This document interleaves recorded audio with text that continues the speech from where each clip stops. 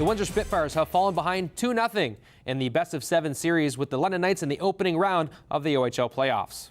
In Game 1, London jumped out to a 2-0 lead in the first 6 minutes before Windsor captain Luke Boca fed rookie Will Cooley, who scored to cut the Spitfires' deficit to 2-1 midway through the second period. But the Knights countered quickly.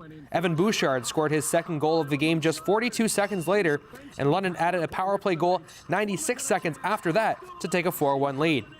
Windsor made it interesting in the final minute of the third period, though, with Tyler Angle scoring on the Spitfires' fifth power play opportunity with 36 seconds to go, and defenseman Connor Corcoran added another tally just 6 seconds later, but the Spitfires simply ran out of time, falling 4-3.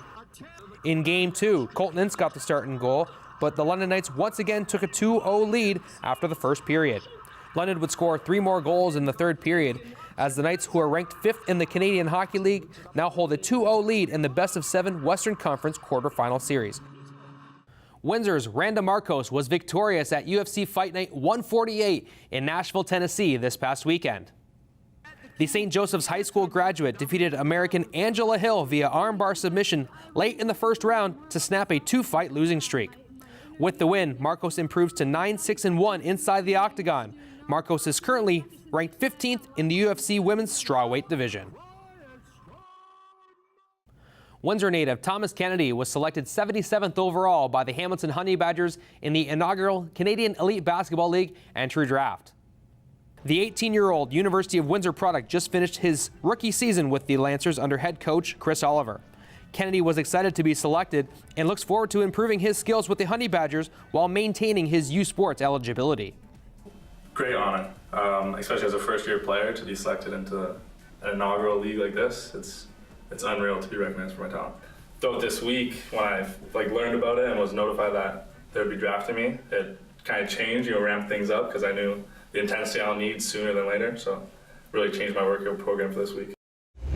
Coming up this weekend, Next Level Athletics will be hosting a speed clinic, and they're bringing in sprinter Ben Johnson. Yes, the Ben Johnson, former gold medalist and former world record holder. And the man bringing him into town is Shane Topalovic of Next Level Athletics. So Shane, thank you very much for joining the show to talk to us about this. Thanks for having me.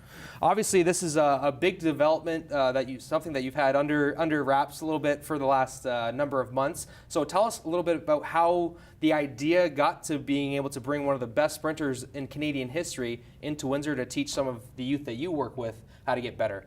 How can we bring somebody else in to really step it up a notch? Who's been there, who's done it, who can really talk about the pressures, the sacrifices, the things that it really takes to be, a full-blown world-class athlete.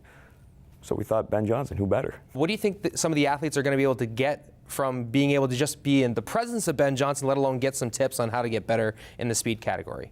Well, aside from the awe factor, I mean, the knowledge. I mean, Yeah. what he knows, what you can, not very many people can talk about what it takes to be a standalone person. It's not a team sport when you're a sprinter. All the eyes of the world are on you. And literally back when that race happened, all the eyes were on him. It was on him and Carl Lewis. That was it. Everybody knew the rivalry. That was the Muhammad Ali, Joe Frazier rivalry of the day. It was, it was super intense, and everybody wanted to see about it.